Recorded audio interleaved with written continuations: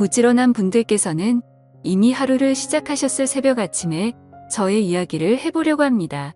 저는 5년 전 조금 늦은 나이에 지인의 소개로 지금의 아내를 만나게 되었습니다. 아내는 저보다 12살 어립니다.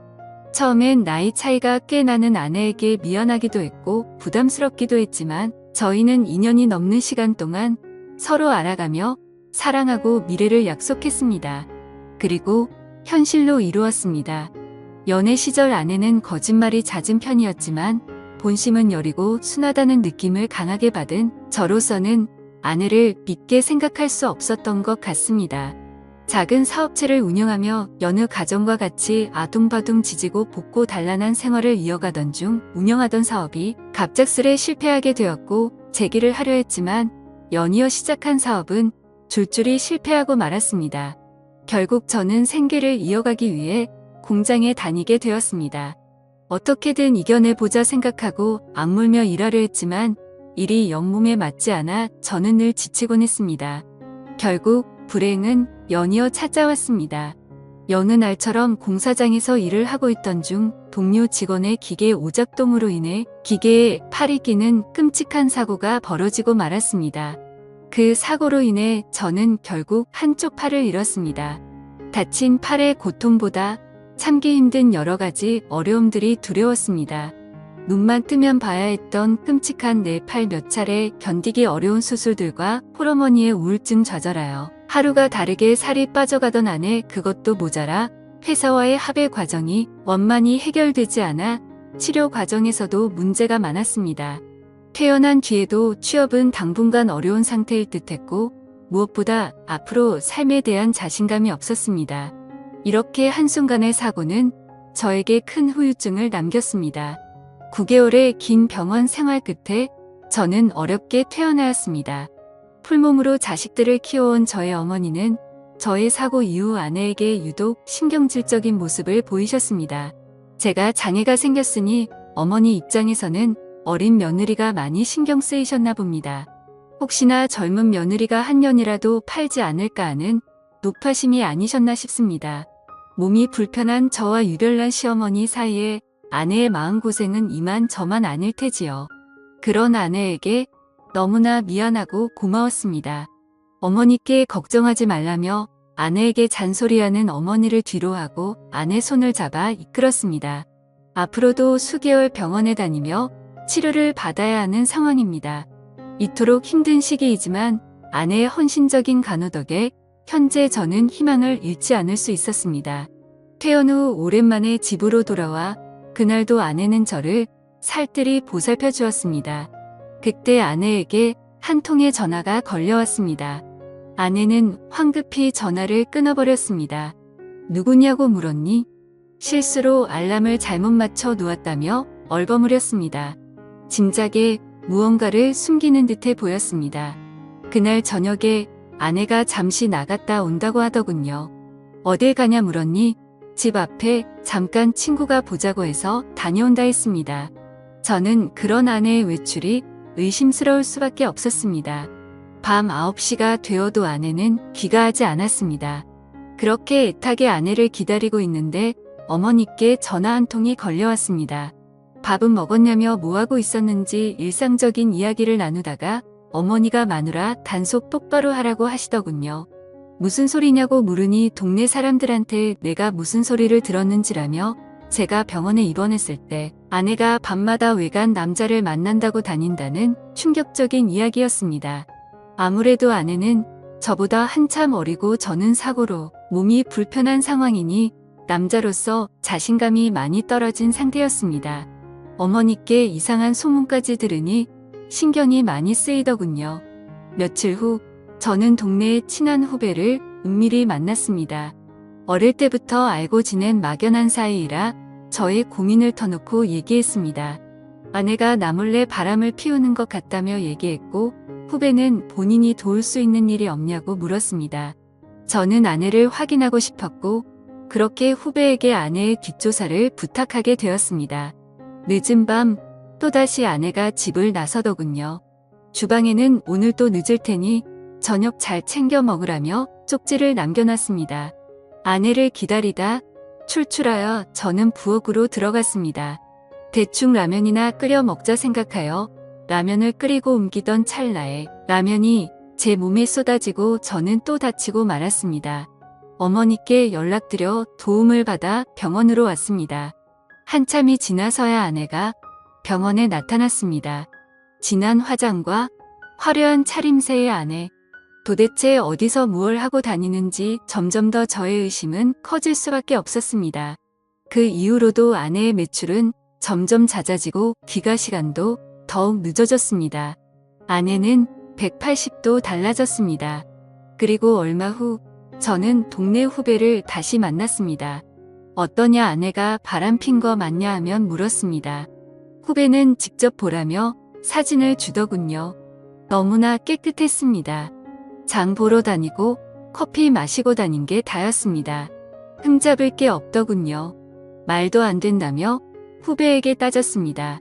결과가 깨끗하면 오히려 좋아해야 하는 거 아니냐고 오히려 후배가 저를 못마땅하게 쳐다보더군요. 하지만 저는 도저히 사진을 믿을 수가 없었습니다. 다음날 술에 잔뜩 취해 비틀거리며 아내가 집으로 돌아왔습니다. 더 이상 참을 수가 없어 아내에게 따졌습니다. 허구한 날 어떤 자식 만나고 다니는 거냐며 적당히 좀 하라고 소리쳤습니다.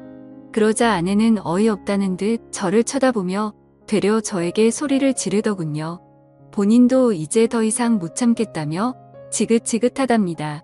이럴 거면 차라리 이혼하자고 하더군요.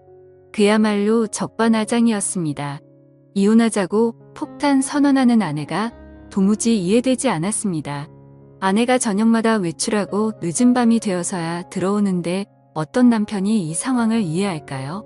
아내는 그날 이후 외출 시간도 길어지고 횟수도 증가했고 나중엔 외박을 하는 상황까지 벌어졌습니다. 이제 아내의 외출은 일상이 되어버린 듯 했습니다.